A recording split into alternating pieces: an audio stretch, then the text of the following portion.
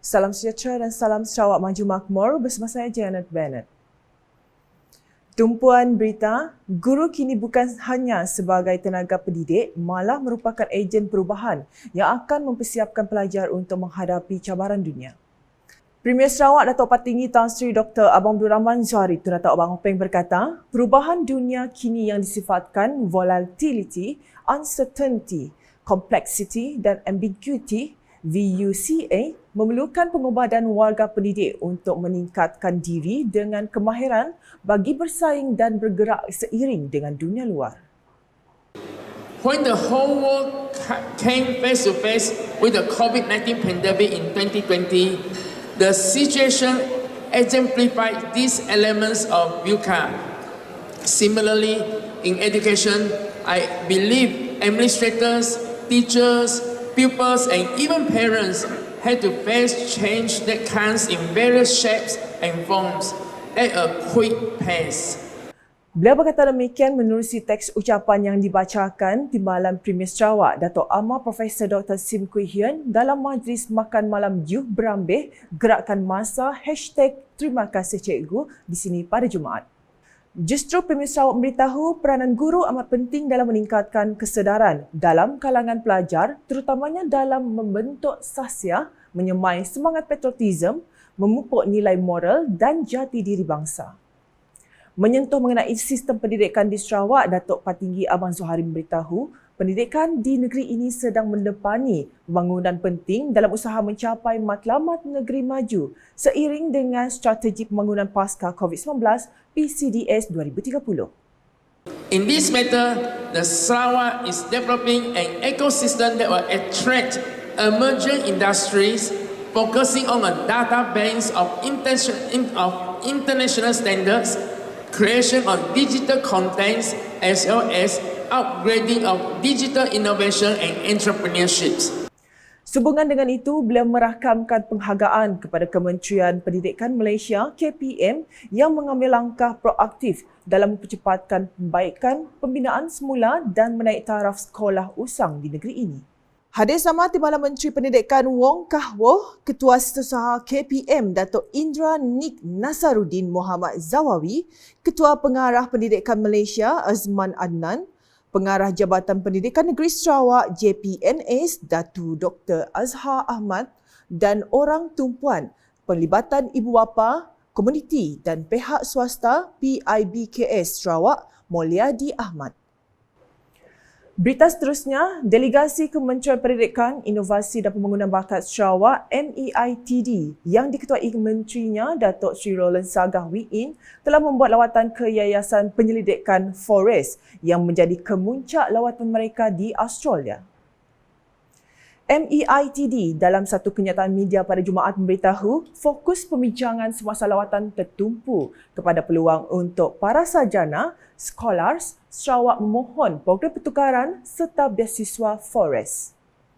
Inisiatif ini bertujuan untuk memupuk kerjasama global dan memajukan penyelidikan dan inovasi dalam pelbagai bidang, memupuk masa depan yang menjanjikan kecemerlangan akademik serta kerjasama antarabangsa, katanya.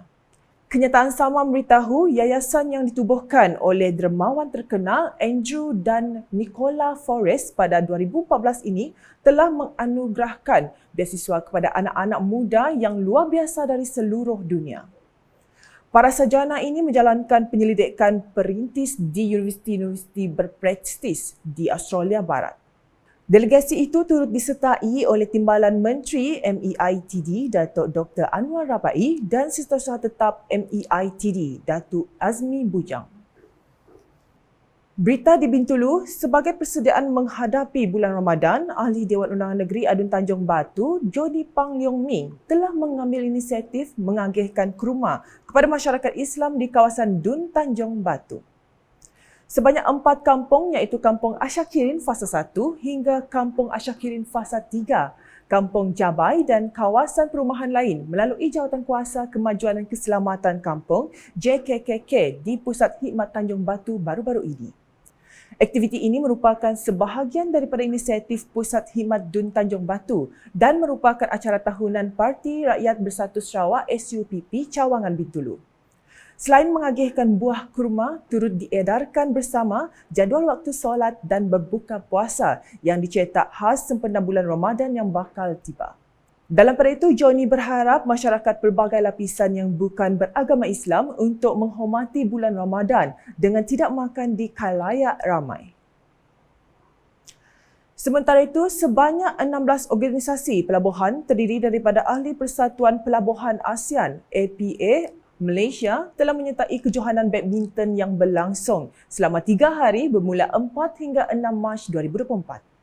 Pengerusi Kelab Sukan dan Rekreasi Pelabuhan Bintulu, Awang Faizal Awang Salam berkata, seramai 205 pemain, 8 kategori dan 208 jumlah perlawanan telah dipertandingkan.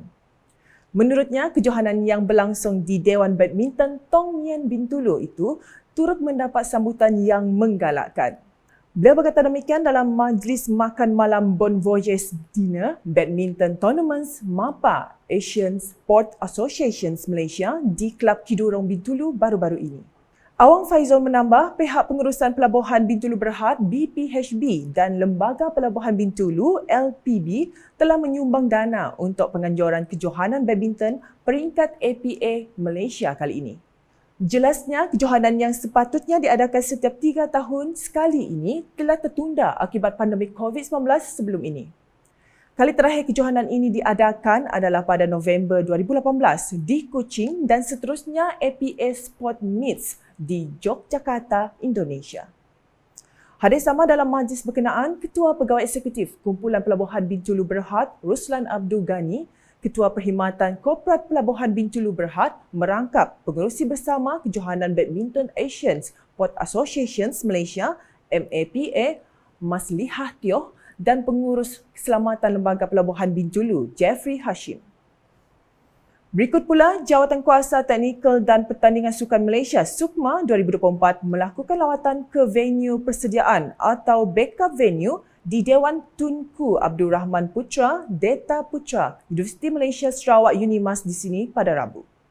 Dewan tersebut dijangka menjadi venue backup bagi sukan wushu sekiranya kerja-kerja pengubahsuaian Dewan Wushu di Kuching belum siap sebelum SUKMA 2024 berlangsung. Sebugan itu, satu sesi lawatan ke UNIMAS yang diketuai oleh Wakil Perbadanan Sukan Sarawak SSC Linda Chong Sing Ze bersama Pegawai Pembangunan Sukan SDO Wushu Ika Ikma Bujang Adris serta Jawatankuasa Teknikal dan Pertandingan telah diadakan. Tujuan tinjauan tersebut adalah untuk meninjau venue backup bagi penganjuran pertandingan tersebut pada Ogos depan.